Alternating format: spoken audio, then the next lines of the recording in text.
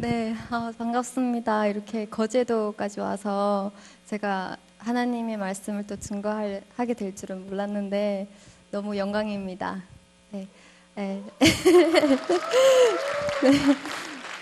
네, 저는 지금 이만갑의 이제 만나러 갑니다라는 프로그램에 출연하고 있고요. 5년 동안 지금 출연하고 있어요.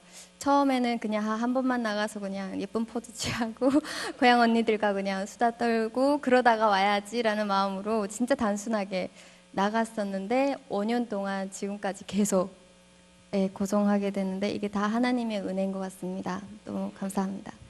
네. 제가 간증에 앞서 먼저 제가 북한에서 살았던 그 삶과 지금 하나님 만나게 된 후에 그 삶을 함께 나누려고 합니다. 네, 잘 들어주세요. 네, 제가 북한에서 살았을 때는 진짜 여느 다른 그 탈북하신 분들과 다르지 않게 거의 정말 북한에서 오신 분들은 다 험악한 그런 경험들을 하시고 고생도 정말 많이 하시고 했는데 저는 어릴 때 좀 그 고생을 다 겪고 온 것 같아요. 그래서 제가 한 9살? 아니다, 한 5살 때부터 정말 어려웠어요. 북한이. 미공급이라는 그 시기가 걸치게 되면서 저희가 집이 나라에서 준 집이 30평 정도 됐는데 그 집을 이제 옥수수 가루 10kg에 팔아 넘기고 이제 막 엄청 열악한 환경의 집으로 이사 가게 되고 그 이후에는 또 부모와 이제 동생과 아빠와 다 헤어지고 혼자 홀로 남게 되고 나중에는 그렇게 살게 됐거든요. 그래서 2000, 2000년도에 이제 엄마가 중국으로 가셨어요. 간 다음에 동생과 아빠와 이렇게 둘이 남게 됐는데 진짜 제가 한국에 와서 먹는 거에 정말 굉장히 집착하고 있거든요. 그 이유가 북한에서 못 먹은 게 너무 많아가지고 그게 한이 됐나 봐요. 그래서 제가 어릴 때 진짜 못 먹어본 게 없었어요. 근데 그게 다 좀 안 좋은 그런 것들. 쥐고기라던가 병고기라던가 아니면 개구리라던가 이런 걸 잡아먹고 올챙이 막 이런 것도 잡아먹고 또 특히 진짜 배고플 때가 있었는데 풀도 없었어요. 진짜 배고플 때는. 왜냐면 저마다 다 모든 사람이 다 힘들었으니까 이제 산에 가서 풀을 다 캐고 나면 나중에 이렇게 가보면 없는 거예요. 그러다가 이제 그 흙이 있는데 하얀 흙이 있어요. 우리 그 산에 보면. 근데 그 흙이 구우면 과자 향이 나거든요. 근데 그게 과자는 먹고 싶은데 먹을 수는 없고 밥도 제대로 못 먹고 하니까 그걸 빵 모양 그리고 만두 모양 이렇게 빚어가지고 구워서 먹는 거죠. 흙을. 그러면 이제 변을 볼 때 굉장히 힘들고 이제 많은 사람들이 그렇게 그런 걸 먹고 이제 나무 껍데기도 먹고 이러면서 정말 고생을 정말 많이 했어요. 그때. 네. 그래서 저희 동생도 이제 엄마가 저 안 나와서 젖도 제대로 못 먹고 살았거든요. 그래서 막 다리가 이렇게 안으로 이렇게 휘어져 들어가고 그리고 한 번은 저희 아빠가 송이를 정말 잘 캐셨거든요. 그래서 산에 가서 송이를 따오시곤 했는데 어느 날 아빠가 지금 그 도시락을 싸갖고 갔는데 동생이 하루 종일 그 도시락을 기다리고 있는 거예요. 왜냐면 아빠가 그거 남겨오지 않을까. 남겨오면 먹을 수 있으니까. 네, 그래서 아빠가 다 왔어요. 왔는데 아빠한테 거짓말을 하는 거죠. 아빠, 우리 저 앞집 국철이 아빠가 아빠를 지금 좀 보자고 한다고. 그때 동생 나이가 6살이었어요. 보자고 한다고. 그래서 그래 하고 아빠 갔어요. 그리고 나서 저도 보냈죠. 저도 언니 저기 지금 물 나온대. 누구 지금 물 나오는데 물 기러 와. 이러고 알겠어. 물 기르러 갔어요. 다 보내놓고 이제 아빠 그 도시락을 꺼내서 막 다 먹은 거예요. 먹고 나서 저희는 지금 물 깃고 아빠도 이제 아무 일 없는데 왜 그랬지? 하면서 딱 나오고 있는데 동생이 마을 위쪽으로 영양실 쪽 올려가지고 배가 똥똥해가지고 위쪽으로 막 열고 막 도망치고 있는 거예요. 혼날까봐 그거 먹고.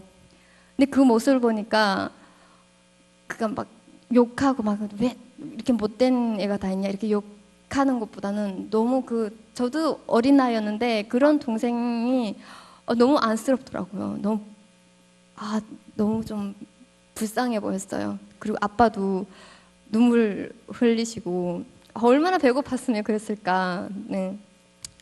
그래서 동생 생각날 때마다 제가 동생이랑 헤어진 지가 지금 한 16년, 18년 정도 됐는데 지금도 저의 기억 속에는 동생이 항상 6살 그때 그 시기에 머물러 있거든요. 그래서 항상 동생과의 추억하면 그때 그 생각 계속 이렇게 막 그걸 훔쳐먹고 도망치었던 그 생각이 가장 먼저 나는 것 같아요. 네. 그래서 동생은 그나마 그 외갓집으로 보내졌어요. 그리고 나서 제가 아빠의 뒷바라지를 하기 시작했는데, 진짜 못 해본 게 없는 것 같아요. 국수 장사도 해봤고요. 송이도 캐오고, 달래를 캐서 먹는 달래 있잖아요.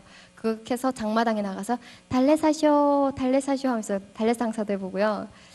그리고 엿 장사도 해보고, 집에서 엿을 다려가지고, 보리에다가, 엿도 다려보고 술도 만들어서 팔아보고 집에서 이제 옥수수 가루로 해서 뜸을 띄워가지고 이제 술을 만들어요.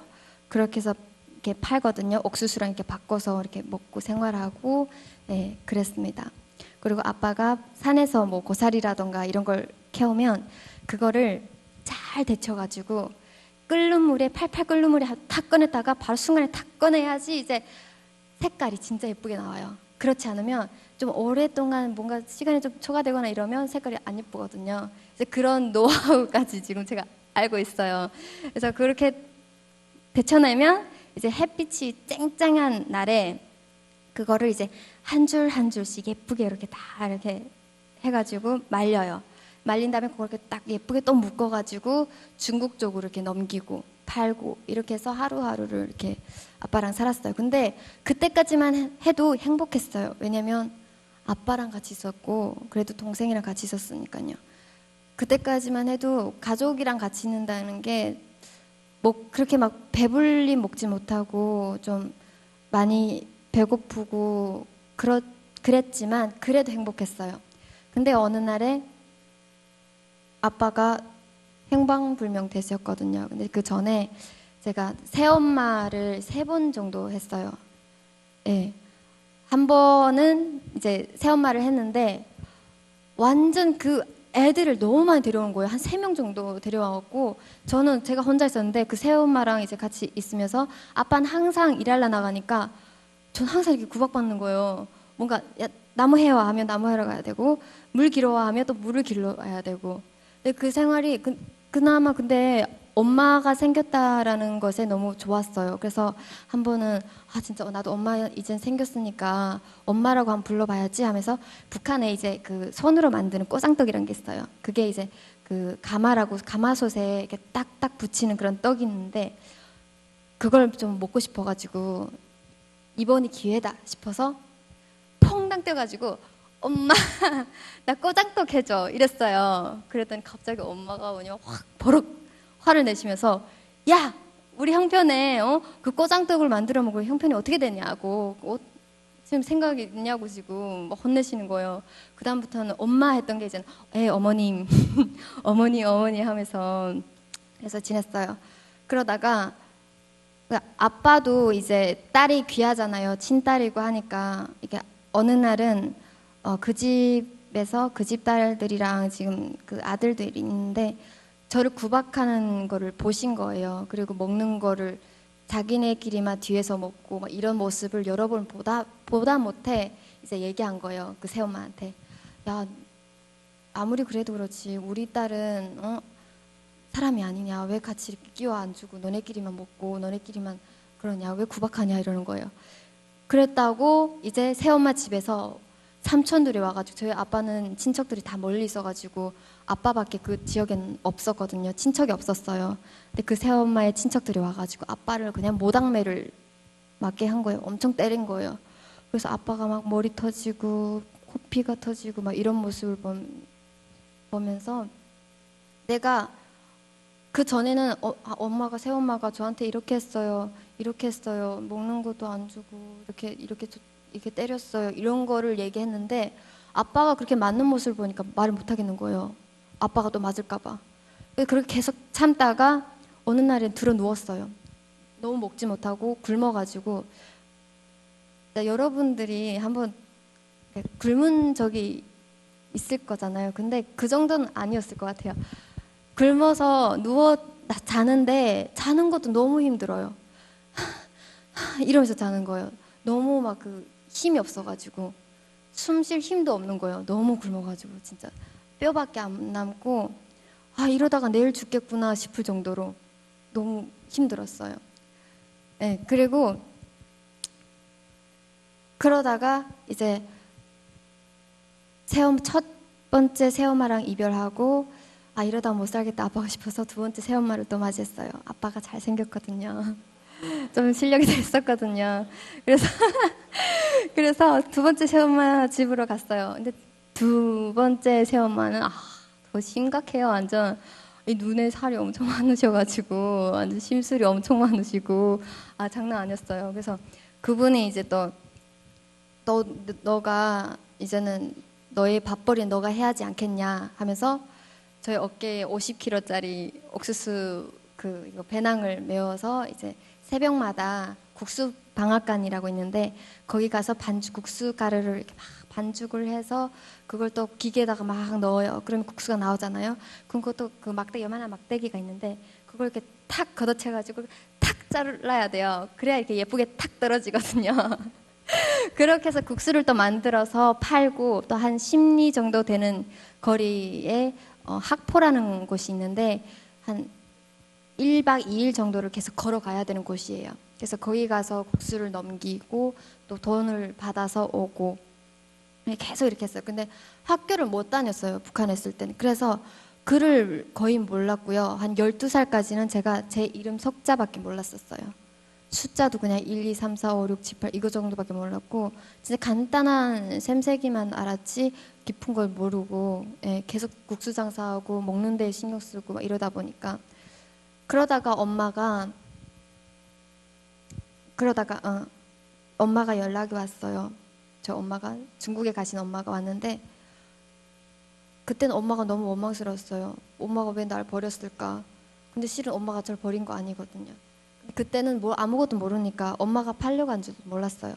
저희 엄마는 진짜 엄마가 일주일 동안 그냥 진짜 이틀만 먹을 수 있는 쌀만 구워 가지고 올게. 그러니까 엄마가 진짜 거기 가서 살고 정말 잘 살고 잘 먹고 이러려고 간 거 아니거든요. 그냥 막 다 굶고 있는 그런 그 자식들이 너무 불쌍해서 그래서 일주일만 있다가 올게 하고 엄마가 나가셨거든요. 저희는 아무렇지도 않게 그래 엄마 갔다 와 이렇게 아무렇지 않게 그랬는데 저희 동생은 그때 이후로 엄마를 지금까지 볼 수 없게 됐거든요. 그래서 엄마가 이제 연락이 왔어요. 올해 진짜 한 3년 만에 엄마가 연락 왔는데 그때 너무 엄마 원망스러워서 난 엄마 모른다고 하면서 엄마를 피했어요. 브로커. 그러니까 엄마가 온 게 아니라 엄마가 이제 브로커를 보낸 거예요. 왔는데 그 브로커가 사람을 계속 중국으로 팔아넘기고 막 이랬던 분이에요. 그 심지어 엄마까지 팔아넘긴 분이고요. 그런 사람이 와가지고 이제 저를 데려가고 엄마가 지금 널 찾는다 하니까 믿을 수가 없는 거죠. 그래서 처음에는 엄마구나. 나 이제 엄마한테 가는 거야. 이렇게 너무 좋아가지고 그랬는데 내가 가서 또 엄마처럼 팔려갈 수도 있지 않을까. 또 다른 사람들처럼 이제 영영 오지 못하면 어떡하지라는 생각에 아니요 안 가겠어요 하고 이제 왔어요. 근데 딱 왔는데 그 새엄마 집에 들어왔어요. 근데 새엄마 앞에서 엄마한테 따라가려고 했다라는 그 생각을 먹었다는 자체가 새엄마한테는 이게 안 좋잖아요. 이게 잘 보여야 되는데 새엄마한테. 그래서 그때 엄마가 너무 보고 싶고 엄마한테 가고 싶고 했지만 그 새엄마 집에 들어와가지고 엄마 사진을 다 꺼냈어요. 꺼내서 그거 한 장 한 장씩 진짜 울면서 속으로는 엄마 지금 너무 보고 싶어 너무 죽을 것 같아. 근데 지금 내가 살아야겠으니까 이 사진을 찢을 수밖에 없다고 엄마 용서해 하면서 그 사진을 찢었어요. 찍고 나서 그렇게 막 나 이제 엄마한테 안 가겠다고 새엄마한테도 그랬어요. 그렇게 해야 내가 살 수 있으니까. 안 그러면 새엄마가 또 막 구박하고 그럴 거니까. 그래서 그 후에 또 계속 새엄마랑 같이 이렇게 고생하다가 아빠가 근데 그나마 아빠가 있어서 제가 버틸만 했는데 아빠가 행방불명 된 거예요. 그다음부터는 이제 새엄마도 이제 너 나가라, 우리 집에서 나가라 이렇게 한 거예요. 근데 제가 갈 데가 없잖아요. 외갓집에 가려 하면 이제 거기 한 며칠 동안은 걸어가야 되는데 길도 모르고 갈 수가 없는 거예요. 그래서 바닥에 나앉았어요. 쫓겨나가지고. 근데 아빠랑 같이 다니던 밭이 있었어요. 그래서 아빠랑 같이 계속 그 엄마 보고 싶을 때마다 손잡고 아빠 손잡고 이렇게 다니면서 그 밭을 산인데 그쪽을 다니면서 엄마 보고 싶을 때마다 불렀던 노래도 있거든요. 그 노래를 부르면서 계속 이렇게 다녔던 산이 있는데 거기에 제가 옥수수도 심고 감자도 심고 호박도 심고 아빠랑 같이 그렸어요.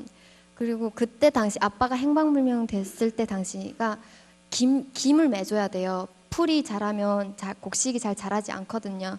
그래서 지금 빨리 이걸 김을 매줘야 되는데 아빠가 이걸 생각해서라도 무조건 돌아올 거다라는 생각으로 밭에 가서 기다렸어요. 근데 그때 거기에는 마을이 없었거든요. 밭에 산이 있어요. 그냥 진짜 완전 산. 그래서 거기서 처막처럼 이렇게 나무를 이렇게 이런 식으로 지어놓고 밑에다가 돌담처럼 이렇게 만들어놓고 밑에다가 그 불을 뗄 수 있는 아궁이처럼 이렇게 만들어놓고 거기에서 이제 손을 째고 이러면서 한 며칠 동안 있었어요. 자다가 울고 일어나서 또 아빠 하다가 또 울고 그러다 잠들고 이러다 이렇게 계속 반복하던 어느 날 그 옆집 밭 주인이 올라온 거예요. 밭 주인이 딱 와가지고 너 여기 있으면 안 된다. 여기는 멧돼지도 나오고 위험한 곳인데 여기 있으면 어떡하냐. 빨리 나랑 내려가자 이런 거예요. 그래서 그 사람에 끌려서 이렇게 내려가게 됐어요. 근데 내려가는데 그 집에 갔는데 그 집도 이제 멀쓱한 그런 죽을 먹고 있는 거죠. 진짜 곡식이 하나도 안 들어간 그냥 진짜 색깔만 그냥 곡식이 들어가 있는 정도 그런 죽을 먹는 그 집에서 제가 머물 수가 없겠더라고요. 그래서 나왔어요. 나와서 동냥하기 시작했어요. 매지마다 다니면서 저 좀 아빠 올 때까지만 좀 거둬주세요. 저 일도 잘하고요. 밥도 잘하고요. 저 장사도 할 수 있고요. 저 다 할 수 있어요. 이러면서 했는데 일단 모든 집이 다 가난하니까 그런 형편이 안 되거든요. 미안하다. 그냥 그렇게 여러 집을 다니던 중에 아빠랑 진짜 친했던 삼촌이 있었어요. 그래서 그 집 마지막으로 이제 진짜 여기 안 되면 어떡하지? 이 집이 안 되면 어떡하지라는 그 심정으로 그 집에 왔어요. 왔는데 마침 그분이 그러면 너 아빠 올 때까지만 이 집에 있어라는 거예요. 그래서 너무 좋아가지고 일단 그 집에 있었어요. 근데 저녁에 이제 그 집 누나 집에 TV 보러 가자는 거예요.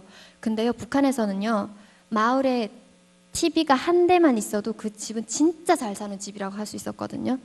그래서 그 누나 집에 TV 있다는 소리 딱 듣고 그럼 이 집 진짜 잘 살겠네. 그러면 좀 생활 형편이 좀 괜찮겠네라는 생각이 들더라고요. 그래서 집에 가서 지금 한창 제 나이 또래가 한 9살, 10살쯤이었는데 한창 그 아동 영화 선윤장수라고 있어요. 북한에서 진짜 유행하는 아동 영화거든요. 만화 같은 건데 그게 진짜 재밌는 건데 그 재밌는 거가 눈에 안 들어오더라고요. 살아야겠다는 생각에. 그래서 그 집주인이랑 지금 다 앉아서 지금 그 만화를 보고 있는데 저는 앉아서 일할 궁리를 생각했어요. 그래서 바닥에 그 먼지라던가 머리카락이라던가 이런 거 떨어진 거 있으면 바로 그런 거 막 줍고 이제 걸레를 씻어가지고 걸레를 싸가지고 막 유리 이런 데 막 닦아주고 설거지한 거 보고 뭐 설거지할 거 있나 보고 그게 있으면 또 막 씻어주고 이러니까 그 집에서 얘 일을 잘한다 눈치 빠르다 이러면서 야 너 우리 집에서 살지 않겠니? 그냥 입양 양딸로 들어오지 않겠니? 한 거예요. 그래서 아싸 잘됐다 싶어서 그래서 그 집에서 있게 됐어요. 거기 집에서 있게 되면서도 계속 장사는 하고 이제 이번에는 염소를 길렀어요. 염소를 염소가 엄청 큰 거예요. 아, 저보다 한 2배는 되는 것 같아요. 그 염새를 계속 끌고 다니면서 풀을 먹이고, 풀을 먹여야 이제 그 젖이 나오거든요. 그러니까 저녁에 가가지고 이제 젖 짜는 요령까지 다 배워가지고 그 양 다리를 묶고 젖을 이렇게 위에서부터 쭉 짜가지고 쭉쭉 짜가지고 내려서 그걸 막 끓여요. 끓으면 그게 엄청 고소하고 맛있어요. 그 염소젓이. 거기에다가 떡국이라던가 이런 걸 탁탁 풀어가지고 이렇게 넣으면 진짜 맛있어요. 염소젓 진짜 맛있어요. 한번 드셔보세요. 네. 네, 그리고 바로 이렇게 딱 받아가지고 바로 이렇게 마셔도 영양이 진짜 최고거든요. 그러던 중 어느 날 이 염소가 없어졌어요. 사라졌어요. 근데 이 염소가 그 집의 재산이었거든요. 염소 젖도 나오지 진짜 큰 재산이었는데 새벽에 이게 도둑 맞힌 거예요. 근데 이 집에서는 이제 제가 그 집에 들어와서 얘는 애꾸러기다. 얘가 재수없는 애다. 얘 때문에 지금 우리 집이 이렇게 되고 있다. 라고 생각한 거예요, 이분들은. 그래서 근데 그거를 뒤에서 얘기하는 게 아니라 제가 부엌에 있고 지금 그 윗방에서 얘기하는 거예요. 아, 쟤 때문에 지금 우리 집이 되는 일이 없다. 염소도 없어지고 제 아빠 엄마까지 다 잡아먹은 애 이런 식으로 얘기하는 거예요. 그 다음에는 그 얘기를 들으니까 아, 나는 진짜 그런 애구나. 아, 나는 진짜 이제는 뭐 살아도 뭐 희망이 없구나. 그냥 이렇게 살 바에 내가 이렇게 애꾸러기고 이런 애가 계속 살아서 뭐 하겠냐라는 생각이 들더라고요. 그때 12살이었거든요. 그래서 근데 그때 딱 마침 그 엄마를 팔아먹었던 그 브로커가 온 거예요, 마을에. 그래서 이 사람이 그렇게 정말 좋은 사람은 아니다라는 건 알고 있었지만 가다가 잘못해도 괜찮다라는 생각을 했어요. 가다가 잘못되고 팔려가도 괜찮다. 그리고 막 피를 뽑고 막 이런 얘기를 들었어요. 근데 그렇게도 괜찮다라는 생각을 했어요. 그냥 이렇게 살 바에는 그냥 가다가 뭐 잘못돼도 괜찮겠다라는 생각을 했거든요. 그래서 그 집에 찾아가지고 그냥 두 손을 막 싹싹 빌었어요. 제발 엄마 쪽으로 데려가 달라고. 이젠 여기서 살 그게 용기가 안 난다. 제발 엄마한테 데려가 달라 했어요. 그래서 무릎 꿇고 막 빌었어요. 그래가지고 알았다. 그럼 내일 아침에 나오라는 거예요. 그래서 그 다음 날에 딱 돼가지고 두만강 쪽으로 막 걸어가고 있는데 아 근데 있잖아요. 이 세뇌라는 게 너무 무서운 게 그 힘들고 난 이제 죽을 각오까지 한 와중에 지금 막 두만강 쪽으로 내려가고 있는데 갑자기 우리 장군님께서 나한테 선물도 주시고 그래도 이게 뭐 1년에 한 번씩은 그렇게 막 자주는 아니었지만 그래서 주시고 또 장군님이 우리를 이렇게 보살펴 주셨는데 아주 가끔은 된장도 주시고 간장도 주시고 그랬는데 아 내가 이렇게 나라를 배반해도 되나라는 생각이 들더라고요. 아 그거 어린아이예요. 이거 얼마나 무서운가 봐요. 그래서 그래 이건 아니지 하면서 딱 돌아섰어요. 돌아서가지고 지금 집 쪽으로 가려고 하는데 브로커가 맞은편에서 지금 오고 있는 거예요. 딱 오면서 야 가자 하면서 손에 탁 내미는 게 있었는데 그게 뭐였을까요? 어떻게 알았죠? 네, 사탕이었어요. 근데 아 제가 너무 오래간만에 본 사탕이어가지고 아 갑자기 눈이 막 뒤집히더라고요. 너무 먹고 싶은 거예요. 아 진짜 아니 무슨 장군님이고 뭐고 사탕이 중요하지 하면서 그러면서 이제 그 사탕을 보고 많지도 않았어요. 요만한 사탕이 딱 5알이었거든요. 그거 보고 그래요 가야죠 하면서 그거 딱 잡고 이제 제가 길을 인도했죠. 제가 인도해가지고 두만강을 건너게 됐는데 그때가 한 1월쯤이 돼가지고 북한은 1월쯤에 진짜 춥거든요. 그냥 한 영하 30도가 거의 되는 그런 추위였어요. 근데 이제 얼음은 살얼음이 낄 정도였고 완전 두꺼운 얼음이 아니어서 빠져서 와야 되는 상황이었어요. 그래서 그때 진짜 아 이게 가다가 죽을 수도 있겠구나라는 그 생각에 이제 죽을 각오를 하면 무서울 게 없더라고요. 이게 내 살이 지금 막 너무 차가워가지고 찢겨져 나가는지 이게 막 터질 것처럼 아픈데 그게 중요하지 않은 거예요. 아 내가 죽게 생겼는데 그게 뭐 중요한가. 그래서 그렇게만 딱 건넜어요. 그래서 막 떨면서 이제 그 브로커의 중국 대방 쪽으로 이제 갔는데 들어갔어요. 들어가서 엄마랑 통화하고 그리고 이제 막 처음으로 막 TV 보고 막 냉장고 보고 그리고 밤을 지금 한 12시가 넘었는데 북한은 12시가 되면 불이 완전 간지가 오래요. 그때는 북한은 한 7시면 불이 딱 끊기거든요. 그다음 안 와요. 불이. 그래서 우리 북한에서는 항상 6시쯤엔 밥 다 먹고 7시에 딱 다 잠들어야 돼요. 이거 새까마니까 뭐 하지 못하잖아요. 그랬는데 여기는 중국에 따오니까 밤 12시 되고 1시가 지나도 불이 계속 오는 거예요. 너무 신기한 거예요. 근데 여기는 왜 이렇게 불이 안 가지 하면서 이게 잘못된 거 아닌가. 이제 불을, 이거 스위치를 잘못 이렇게 내린 거 아닌가 하면서 너무 신기해했고, 그리고 뭐 이렇게 리모컨이었는데 잘못 눌렀어요. 그거 뭐 하는 건지 몰랐어요. 잘못 딱 했는데 TV가 갑자기 탁 켜지는 거예요. 깜짝 놀라가지고 뭐 귀신이 있나 싶어가지고 막 이랬는데 그 집 주인이 이제 이거 눌렀다가 하면서 그러는 거예요. 아, 이게 계산기 아니냐고 막 그랬는데 TV더라고. 그리고 북한은 딱 한 채널밖에 안 나오거든요. 근데 막 돌리니까 여러 채널 다 나오는 거예요. TV가 이렇게 많을 수가 있나 싶었어요. 진짜 다 신기하고, 그리고 막 라면도 있는데 그 꼬부랑 국수처럼 막 이렇게 돼가지고 그게 너무 신기한 거예요. 아, 이게 세상에 이런 것도 있구나. 그리고 길을 갔는데 그러니까 그 노래방을 갔어요. 처음에 딱 와가지고 막 세상 구경을 시켜준다 하면서 이제 택시를 탔는데 택시가 또 그렇게 빠른, 세상에 그렇게 빠른 차가 있는지도 몰랐어요. 저희는 11호 차라고 해가지고 11호 차가 뭔지 알아요? 11호 다리, 두 다리. 네, 11호 차밖에 없는데, 그리고 기껏 있다 해도 이제 초달구지, 자전거 이런 건데, 자전거는 그냥 진짜 잘 사는 사람들이 탈 수 있는 거고요.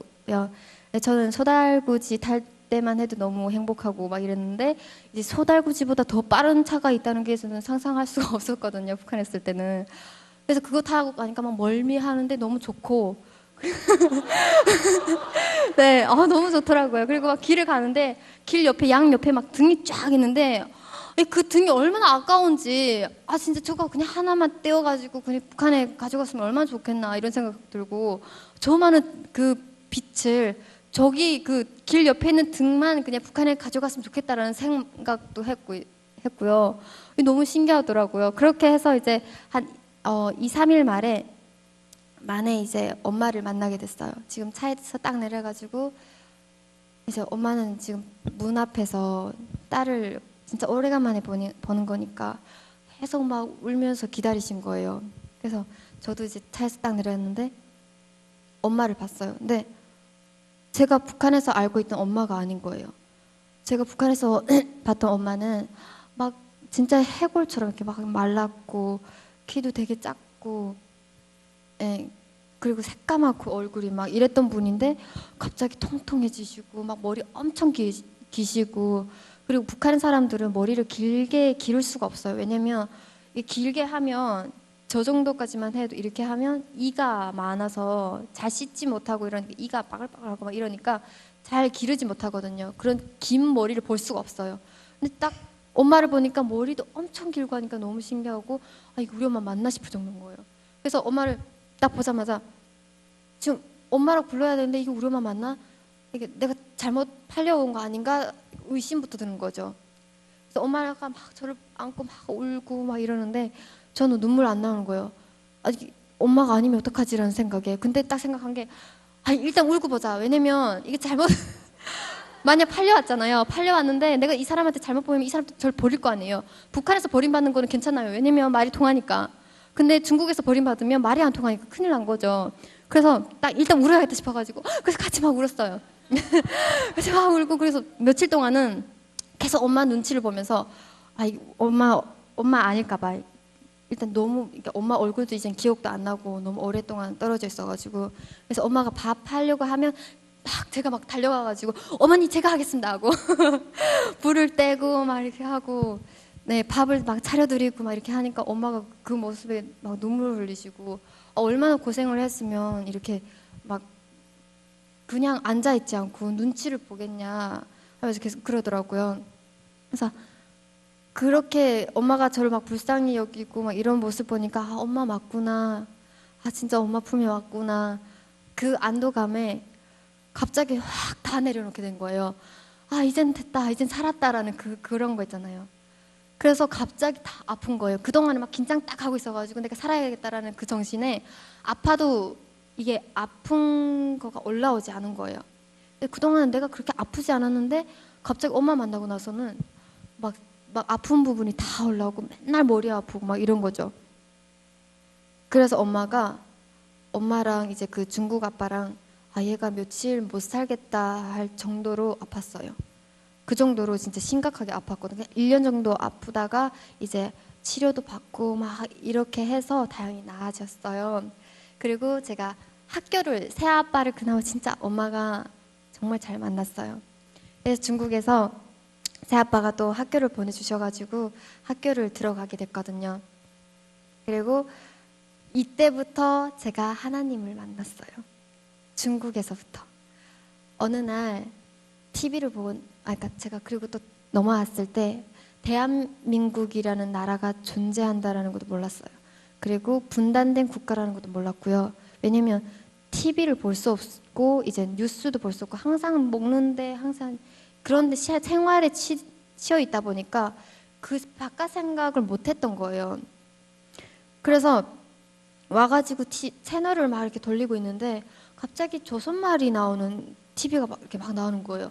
근데 분명히 지금 조선말인데 뭔가 아 그랬어요, 아 그래요 끝에 계속 하고 그랬어요. 아 내가 뭔가 간질간질하고 막 이런 거 아니 북한은 아닌 것 같고 도대체 어디지? 근데 조선말은 맞는데 하면서 계속 연구했어요. 그래서 계속 거기 빠져가지고 계속 그것만 보고 막 한국 드라마만 보고 막 보다가 이제 엄마는 알고 있었죠. 엄마는 이제 나이 드시고 그러니까 좀 아시죠? 그래서 그 엄마한테 물어봤어요. 그래서 저기는 어디냐고 물어봤는데 이제 한반도다. 원래는 한 나라였는데 우리가 분단되면서 이제 갈라지게 됐다. 원래는 한 조선이었다. 이러시는 거예요. 그때부터는 아 저기도 우리나라구나. 근데 너무 신기한 거예요. 이렇게 완전 딴판이잖아요. 북한이랑 이게 한국이 생활 수준 너무 다르고요. 막 이거 그것도 있고 이거 뭐지? 밖에서 천령 딱 누르면 이제 누구세요? 이거 있잖아요. 이거 인터폰인가? 예. 네. 그런 것도 있고 하니까 너무 잘 사는 거예요. 너무 다른 세상이잖아요. 완전 다른 조선이니까. 그다음부터 완전 그 남한에 팍 빠져가지고요. 빅뱅부터 시작해서 저 진짜 장담하는데요. 그 어떤 지식이랑 그 어떤 것보다 제일 빨리 통일을 이룰 수 있는 게 한류예요. 제일 가장 그 힘이 있는 게 한류인 것 같아요. 지금도 북한에서 그 통일의 역사가 지금 일어나고 있고요. 한국의 한류를 통해서. 그래서 그 한류를 통해서 제가 남한을 알게 됐어요. 그래서 아 저기 진짜 가고 싶다. 이 중국에서 말도 제대로 통하지 않는 나라에서 계속 쫓기다시피 더 큰 데도 못 나가고 대학교도 못 가고 이렇게 계속 공안한테 이제 잡히면 안 되니까 항상 불안해하고 신발도 제대로 못 벗고 자고 이런 생활을 하면서 아 저기 가면 편하게 살 수 있지 않을까라는 그런 생각을 하고 있었어요. 근데 마침 이제 엄마가 한국에 이제 미리 오신 북한 분이 계셨어요. 그래서 그분을 알게 돼가지고 남한에 갈 수 있는 길이 있다. 그래서 같이 가자 한 거예요. 근데 엄마는 이제 제가 같이 가면 또 위험한 일이 생길까봐 엄마가 먼저 간 다음에 너가 따라오라 한 거예요. 그래서 아 알겠다. 그리고 그때는 또 완전 안심하고 보냈어요. 왜냐면 북한처럼 통화가 안 되고 전화가 없고 이런 상황이 아니니까 그 어떤 데에서든 북한보단 낫겠지. 왜냐면 통화가 되니까 전화가 있으니까. 그래서 막 그냥 이렇게 편히 보내드렸는데 이제 한 달 후에 이제 연락 오겠다고 하셨는데 2달이 지나고 3달이 지나고 해도 연락이 안 온 거예요. 엄마가. 그다음부터는 아, 내가 또 버려졌구나. 이젠 큰일 났다. 중국 땅에서 버려지면 이제는 완전 끝장난 거죠. 완전. 그다음부터는 이제 매일같이 죽상돼가지고 얼굴이 진짜 맨날 막 슬프고 막 아, 이제는 나는 어떡하지 하는 생각에 학교 다니면서도 기숙사 생활했어요, 그때. 하면서도 편의점에 이제 조선족 할머니 있었는데, 그때 이제 처음 하나님을 알게 된 계기가 이제 생겨요. 막 이렇게 가고 있는데, 편의점에서 이제 뭐 학용품을 사려고 들어왔어요. 들어왔는데, 그 조선족 할머니가 저를 딱 보시더만 그러는 거예요. 너 엄마 어디 갔냐고, 왜 이렇게 어둡냐. 그래서 얘기했어요. 엄마가 실은 한국으로 가신다고 했는데 연락이 안 온다. 그랬더니 그분이 저한테 기도해라 가는 거예요. 근데 처음 기도해라는 말을 처음 들어봤어요, 그때. 그래서 무슨 말인지 모르겠는데 일단은 뭐 북한에서는 막 이렇게 아무 신한테 이렇게 비는 그런 거는 들어봤어가지고 아, 그 기도인가라고 생각했는데 이제 하나님을 믿으라는 거예요, 저보고. 그리고 그러면서 하시는 말씀이 대한민국이 왜 그렇게 잘 사는지 아냐고 하는 거예요. 왜요? 하니까 대한민국에 일단 딱 떨어져 보면 그냥 깔린 게 그냥 십자가래요. 그래서 그 십자가 때문에 대한민국 축복받고 북한보다 잘 사는 이유가 이제 하나님을 믿고 있기 때문에 대한민국 축복받은 거라고. 그러니까 너도 이제 하나님을 믿고 기도하고 하며 엄마가 곧 연락이 올 거다. 엄마를 지켜주실 거다. 하나님이 기도하라는 거예요. 그래서 일단은 지금 위급한 상황이니까 저녁에 딱 가자마자 창문을 향해서 기도할 줄 모르니까 일단 처음에는 그냥 일단 하나님 해요.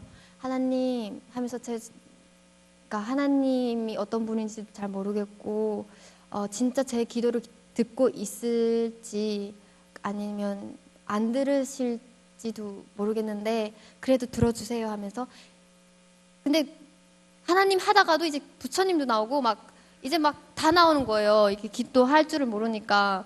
그래서 나중에 이거 있잖아요. 이거 TV에서 또 보는 건 있어가지고 TV에서 그거 본 거 딱 기억나가지고 아 이거 마지막에 이거 하지 하면서 기도 다 한 다음에 이거 하고 아멘 이거 하고 그렇게 일주일 동안 쉬지 않고 그리고 그때 제가 어린애들을 관리를 했는데 그 어린애들도 같이 이렇게 합숙했거든요. 그 애들 보고 같이 기도하자 하면서 같이 이렇게 창문을 보면서 이렇게 기도했어요. 일주일 동안 이렇게 딱 기도하는 어느 날에 전화가 왔어요. 와가지고 사감 선생님이 그때 딱 전화를 받고 너 엄마가 전화 왔다는 거예요. 그다음부터 근데 엄마가 전화 온 거에도 너무 감사했지만 너무 신기한 게 그때부터 아 진짜 하나님 계시는구나. 정말 정말 이 세상에 하나님이 존재하시는구나라는 생각이 너무 충격적인 거예요. 그다음에 일단 엄마 전화 받았어요. 근데 또 충격적인 거는 엄마가 전화 와서도 너 이제 이렇게 제3국을 통해서 올 거다. 근데 이게 쉬운 길이 아니다. 정말 어렵고 힘들 텐데 그럴 때마다 너가 기도해라는 거예요. 엄마가 저보고 기도하라는 거예요. 그래서 이게 무슨 일이야 싶었어요. 아, 이게 보는 사람마다 저보고 기도하라 하고. 그래서 이때부터 아, 진짜 하나님과 나는 연분이 있구나.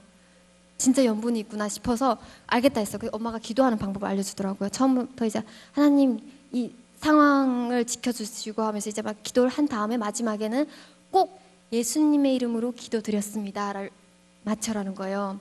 그래서 그 기도를 꼭 계속 기도하면서 제가 베트남, 캄보디아 이쪽으로 왔어요.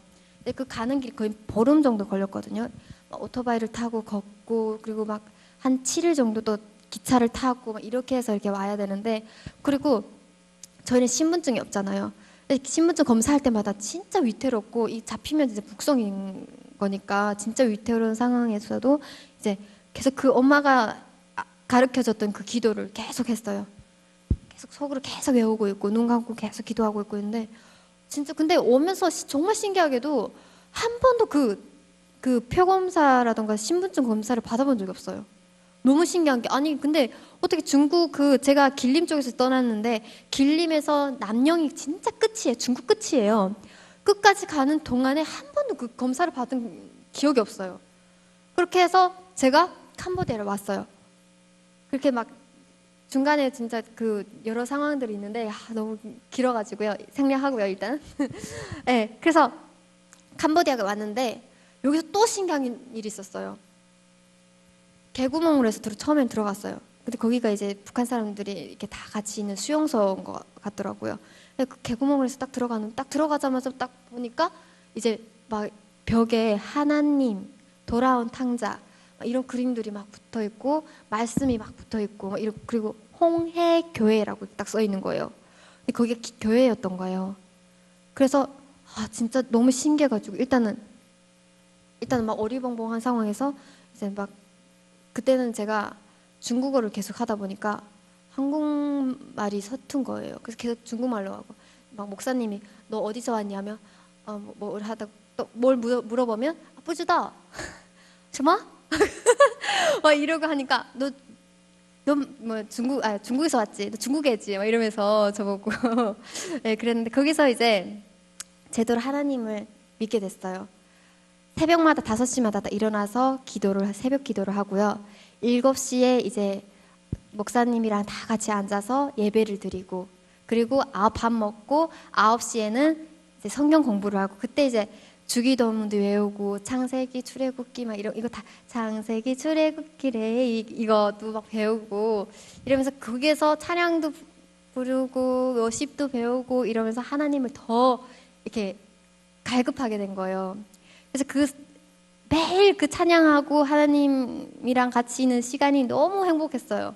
그래서 어떻게 보면 믿지 않은 사람은 진짜 한 3개월, 4개월 동안 거기에 딱 어디 못 나가요. 거기 있는 사람들은.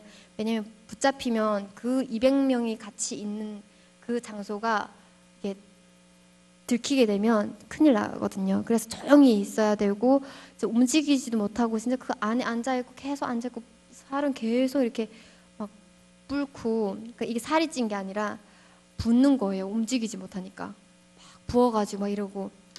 그래서 그러면서 저는 만약 하나님을 안 믿었다면 그 4개월이 너무 지옥 같았을 것 같아요. 근데 매일같이 이제 찬양하고 밤 10시 되면 또 앉아서 일어나서 기도하고 이런 시간이 너무 행복했어요. 그러던 날 이제 대한민국으로 오게 됐어요. 근데요, 와가지고요, 사람이 너무 간사한 게요, 내가 진짜 힘들고 내가 진짜 막 발등에 불이 딱 떨어지니까 진짜 그 힘든 상황이니까 하나님을 정말 갈급하게 믿는 거죠. 근데 이제는 내가 좀 살만하고 이러니까 여유가 생기고 하니까 사는 데 집중이 되고, 이 세상에 막 현혹이 되고 이러다 보니까 하나님과의 그 사이가 점점 멀어져 가는 거예요. 그래서 이러면 안 되는데 하면서 이제 여러 교회를 다녔어요. 그리고 교회에 대해서 잘 모르니까 막 큰 교회라는 교회는 다 찾아갔어요. 다 찾아다니고 하는데 진짜 그냥 유령인 거예요. 왔다 갔다 하고. 그냥 그 사람들도 제가 왔다 갔다 하는지도 몰랐을걸요. 근데 그 사람들이 진짜 관심도 없는 거예요. 그냥 왔다 갔다 하니까 내가 왜 이렇게 왔다 갔다 하지? 근데 믿음도 없어 보이고 왠지 계속 다운이 되고 은혜가. 그러던 중에 제가 여명학교라고 대안학교가 있어요. 그 탈북 청소년들이 다니는 대안학교가 있는데 그 학교를 다니면서 친구를 알게 됐어요. 진짜 친구 따라서 강남 간다 한다잖아요. 강남 갔어요, 진짜. 그래서 물된 동산교회라는 교회를 갔는데 되게 작아요. 아담하고 딱 들어가자마자 그 사람들이 너무 막 잘 왔어요. 너무 잘 왔다고 하고 막 사랑한다 그러고 축복한다 그러고 이제 막 꼭 안아주시고 하는데 그게 너무 따뜻하고 너무 행복하고 막 그러는 거예요. 근데 북한 사람들은 이게 엄마랑 이제 자식 간에도 사랑한다, 뭐 우리 딸 예쁘다 이런 말 절대 안 해요. 간지럽다고. 근데 갑자기 이게 처음 보는 사람이 나한테 딱 와가지고 사랑한다 막 이러니까 이 사람이 무슨 가식이냐라는 생각은 처음엔 들긴 하지만 근데 속으로는 좋은 거예요. 속으로는 너무 행복하는 거죠. 겉으로는 네 이러지만 속으로는 너무 좋아가지고 그래서 처음엔 이렇게 막 계속 다녔어요. 다니다가 그게 너무 좋아가 따뜻해가지고 계속 이렇게 다니고 그래서 뭐 2주에 한 번씩 나간 적도 있고요. 그렇게 나가다가 수련회에 가면서 수련회에서 제가 하나님을 진짜 믿게 됐거든요. 그 전까지만 해도 난 북한에서 왔고 난 진짜 잘난 게 하나도 없고 항상 나는 진짜 학교도 제대로 못 다녔고 19살인 그때 나이가 19살이거든요. 19살인데 진짜 바닥부터 다시 시작되고 초등학교부터 다시 다녀야 되는데 여기선 중국에서 학교 다니는 걸 인정을 안 해주는 거예요. 그래서 초등학교부터 다시 다녔어야 돼요. 너무 막막한 거예요. 그래서 매일같이 너무 우울하고 진짜 이게 다른 사람 볼 때마다 그냥 일반 그 대한민국에서 어릴 때부터 살아온 그 사람 볼 때마다 저 사람들 얼마나 좋을까. 어릴 때부터 진짜 파인애플, 애플 이런 영어도 다 배우고 난 이제 파인애플을 배우는데 그럼 너무 부러워하고 막 그랬어요. 그러던 중에 이제 하나님을 딱 만나게 되면서 제 삶이 180도로 확 바뀌어버렸어요. 실은 제가 이렇게 이 자리에 나와서 말할 수 있다는 자체가 너무 기적이에요. 그 전에는 제가 말을 너무 안 해가지고 사람들이 제가 벙어리인 줄 알았대요. 말도 안 하고 웃지도 않고 해가지고. 근데 하나님 믿고 나서 이제 하나님 믿고 나면 이제 아까 그 갈라디아서 2장 20절 말씀처럼 내가 그리스도와 함께 십자가에 못 박혔나니 그런즉 이제는 내가 사는 것이 아니라 오직 내 안에 그리스도께서 사는 것이다 라는 거잖아요. 그러니까 이제는 내가 사는 거 아니다. 나 이제 죽었고 예수님을 영접하는 순간 난 이제는 예수님 딸이고 나 이제 새 사람이구나. 새 피조물이구나. 예수님의 새로운 피조물. 옛날의 것은 지나갔을 새 것이 왔다 이러잖아요. 성경 말씀에 보면 이제 진짜 새 것이 되었구나 내가. 그러면서 조금 그러니까 처음에는 그러니까 확 사람이 어떻게 확 바뀌겠어요. 그럼 사람이 아니지. 천천히 이제 하나님을 점점 사모하고 알아가고 하면서 이제 진짜 하나님이 살아 계시는구나. 하나님이 살아 안 계시면 어떻게 이 대한민국 이 많은 사람들이 하나님을 믿는데 그럼 하나님이 살아 안 계시면 너무 그냥 헛수고인 거잖아요. 진짜 살아 계시니까 이 많은 사람들이 믿고 그런 거고 그리고 내 기도도 들어주신 거고 그리고 하나님 믿게 되면서 이제 내가 진짜 하나님으로부터 선택받은 자구나라는 걸 알게 됐어요. 내가 북한에서 태어나고 북한에서 고생을 하고 진짜 여러 곡절을 겪고 이 남한까지 오기까지 하나님께서 예배하셨구나. 그리고 또 감히 진짜 하나님이 진짜 급하셨구나라는 게 느껴지는 게요.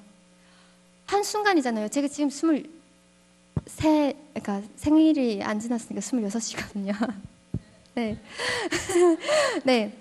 26인데 아니 내가 이제 26인데 그 많은 그 일들을 북한에서 겪고 이렇게 있었는데 이제 26이에요. 이렇게 벌써 이렇게 많은 일을 이렇게 이루시고 행하시는 거 보니까 통일이 멀지 않았구나. 하나님이 빨리 통일을 이루고 싶어서 그러시는구나. 그러니까 저를 뽑아서 여기까지 온 거죠. 선택받은 자인 거예요. 그 생각에 진짜 너무 기쁜 거예요. 진짜 그러니까 이제는 내 삶이 아니구나. 이제는 내 삶이 하나님을 위한 삶이구나. 그래서 제가 지금도 방송하고 있지만 처음에는 그냥 내 욕심이 좀 강했어요. 그래서 어떻게 하면 돈을 좀 더 벌 수 있을까? 어떻게 하면 내가 좀 더 튀어나올 수 있을까라는 생각을 좀 더 했다면 이제 하나님을 점점 이제 좀 알게 되면서 그리고 더 굳건하게 이제 딱 그 믿음이 딱 서니까 진짜 그냥 모든 사람이 귀하구나. 내가 이렇게 북한에서 태어났고 이렇게 없이 살았고 이렇다 해서 하나님이 날 선택한 것이 아니고, 그러니까 안 선택하지는 않는구나. 그러니까 그런 거 있잖아요. 그런 성경책에 이런 말씀 있잖아요.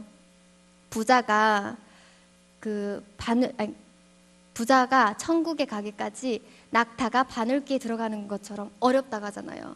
그러니까 진짜 겸손한 마음, 진짜 낮은 마음, 그런 자만이 들어갈 수 있구나. 그래서 방송하면서 이제 그게 너무 와닿아가지고 항상 그 있는 자리를 하나님께 영광을 돌려야겠다. 어떻게 하면 내 자리를 통해서 하나님 드러나실까? 이 생각을 해야겠다. 이게 저의 목표예요. 예, 방송할 때마다 내가 드러나는 것이 아니라 그 자리를 통해서 나는 하나님을 드러내기 위해서 존재하는 거고 오직 주님을 위한 자리, 그러니까 주님을 위한 말을 하고 주님을 위한 방송을 하고 주님을 위한 연기자가 되고 이게 저의 사명이고 소망이에요. 네, 그래서 항상 간증할 때도 진짜 기도를 안 하고 기도로 준비 안 하고 하면 제가 간증을 좀 계속 다니거든요. 이렇게 불러주셔가지고 갈 때마다 항상 하는 기도 제목이 이렇게 하다 보면 내가 이렇게 많은 사람 앞에서 이렇게 하다 보면 어쩔 수 없이 내가 드러날 때가 있어요. 그게 정말 너무 저는 싫더라고요. 내가 드러나지 않고 주님이 온전히 드러나게 해주시고 진짜 이 사람 중에 제 얘기를 듣고 진짜 그게 마음에 와닿아서 하나님을 진짜 제대로 믿는 사람이 있었으면 좋겠다. 진짜 나처럼 이렇게 축복받은 사람이 있었으면 좋겠다. 하나님을 알게 된 것만으로도 너무 축복이에요. 그게 얼마나 큰 축복인지 몰라요. 예, 그래서 그걸 꼭 알았으면 좋겠다라는 생각으로 네, 저도 지금 이 자리에 왔고요. 네, 그리고 진짜 제가 북한에 아직 동생이 남아 있는데 동생을 위해서도 기도 많이 기도 부탁드려요.